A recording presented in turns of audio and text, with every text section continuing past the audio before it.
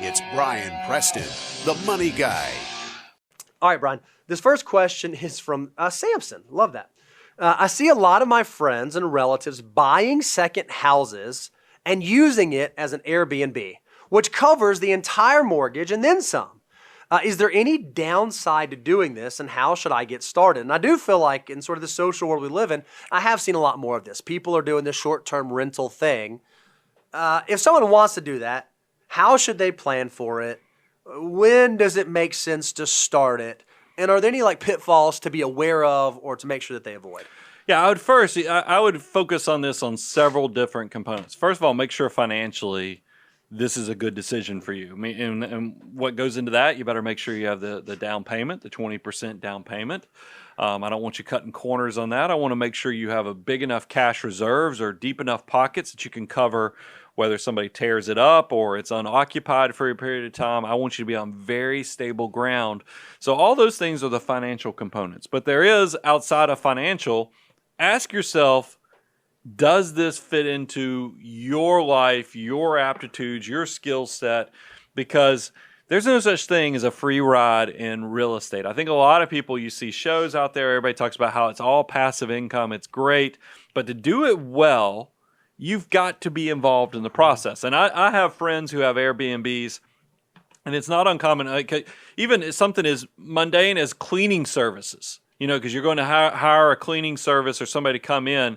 I've had friends that when they fired one cleaning service and the new one came in, they got into kind of like a turf war. And actually they don't know which one, because it became they said on one of them, threw soap all over the place and kind of threw it on bedspreads. Like on purpose. Yeah, on purpose. Sabotaged the place. And we don't know if it's the old one or if it's the new one that was trying to make the old one look bad. There's all kind of... So all this stuff is the headaches. Or what happens if, because this is another friend, they had a plumbing issue and it was an out of area, it was in a vacation destination.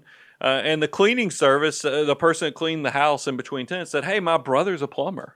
I'll come over there." And you're thinking, great, that's great. awesome, This is, wonderful. Two birds, one stone. I've got this connection with this cleaning crew. I'll let the brother come in and do the plumbing.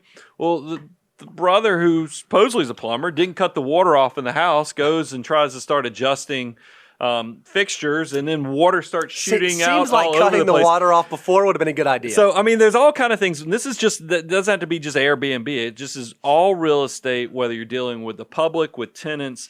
I'm not saying it's bad. I'm just saying make sure you have the stomach to handle it, not only financially, but emotionally, because there is a skill set to doing this well, that you have to be organized, have all your ducks in a row with who's going to be doing the cleaning, who's going to be doing the bookkeeping, how are you going to make sure that you're managing all the repairs. The preparation is rewarded, not only in preparation of how the purchase is going to be a lot of your long-term return on it, as well as how well you manage the asset ongoing. Just be very proactive with all that. The only advice I'd give you too is we live in sort of the highlight reel world these days. And what you hear about are these amazing success stories of, I bought this house and I'm Airbnb-ing and it's covering all the rent and it's so wonderful and so wonderful. I think, I don't have any numbers I think that's probably not like the average case, right? I think the average case is probably break even. There's some cases where it's way, way worse, and there's some cases where it's way, way better. Make sure you just have a realistic view. I have a lot of folks who said, I'm going to do this. I found a house. It's great. And they go buy this house because they want to do short-term rentals, and then they find out, we don't allow short-term rentals in this neighborhood. That's against our HOA. That's against that. I do have one opinion here that I want to make sure I give. A lot of your money, because realize leverage debt is where most people in real estate are making their money, because you're buying something that's appreciating with a super low interest, loan.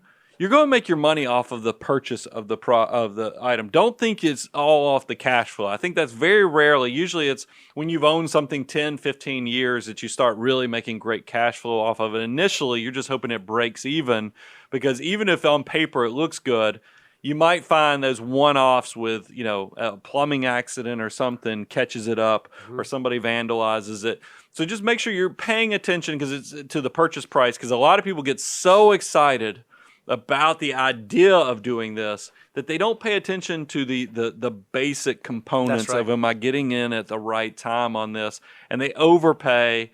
They don't think about it, and that's the part that bothers me when people get caught up in those moments. And it is a unique time. You just nailed something.